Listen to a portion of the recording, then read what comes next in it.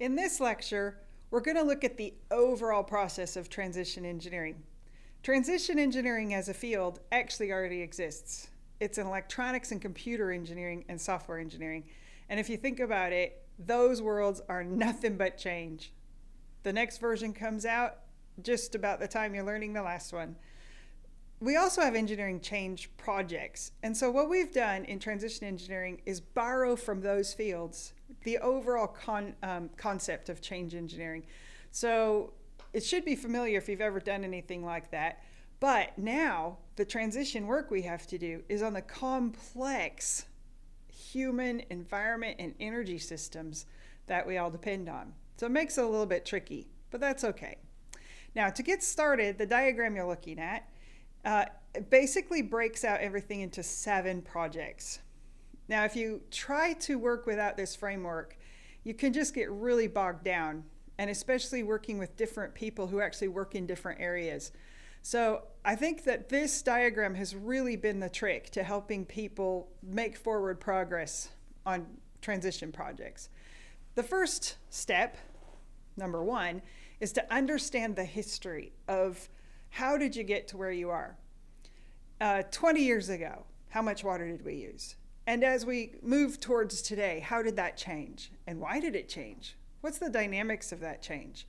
How about profitability? How about energy intensity? There's a lot of things we need to look at how they have changed over time.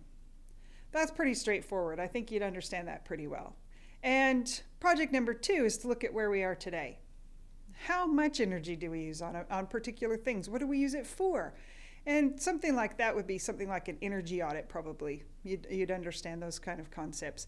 Now, if we're talking about engineering for the future, we got to start looking forward. And the way that most people do that right now is looking at future scenarios. So you project what you've been doing, project that forward, and see where it takes you. Then you say, well, okay, what if we change this, or what if we change that? And you can see where that might take you.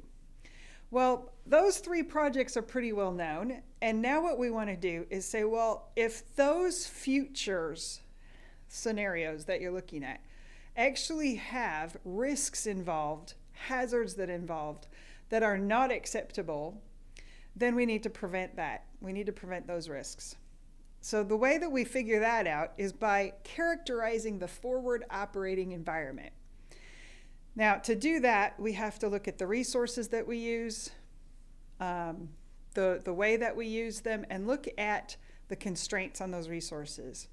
I know that's not horribly popular to do because we don't believe in constraints, given our history of the last couple hundred years, where you can see that our history says we will always grow and will continue to grow. But that's where the risk estimation comes in. Is that really what we expect to happen in the future? So the forward operating environment is where we characterize what the probability of resources, of the ability of the environment to carry us, we call it carrying capacity, to the ability of the environment to absorb the waste products that we're making, etc. And we characterize that forward in time. All right, as you look at that, you then start to see where it is that in the future you probably will actually end up. Big question is, what does that look like? We think you can have a good look at that by doing concept generation, by saying, okay, well, you know, it's different than now, but, you know, how would it work? And that takes a lot of creativity, just like product development, where you have to just stick with what's known, stick with the requirements, and see what you can come up with. Now that informs your change project, and you do that through backcasting. So given that you have some concepts for what things would be like if you changed so that you would fit within the forward operating environment, you now look at the backcasting process, which means you want to be able to look at how to use everything you've already invested in the best way possible. I'm pretty sure that we can't just abandon all of our poorly designed cities and build new ones on top of the rest of the farmland that we have left. That's just not going to work. So we have to start looking at how to change and adapt the things that we already have.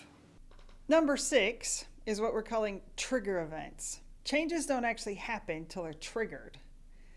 Trigger events can be naturally occurring disasters, they can be man-made disasters, or they can be engineered change projects.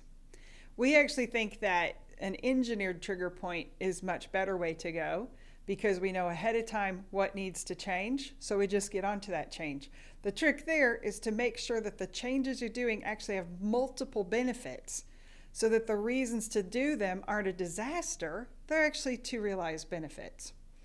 And finally, the change project management itself going forward looks at the adaptive processes. How do you change over time? And that needs to be actually designed in and engineered in so that as time progresses, the changes and investments can be made that actually get you going in the direction that's prosperous because it fits within the forward operating environment. So that's sort of the ideas of transition engineering in a nutshell. It's going to take some examples probably to see how this all plays out. But just about everybody who's looked at this, who's an engineer, understands these processes and can see how you would apply them to some of the wicked problems that we have today.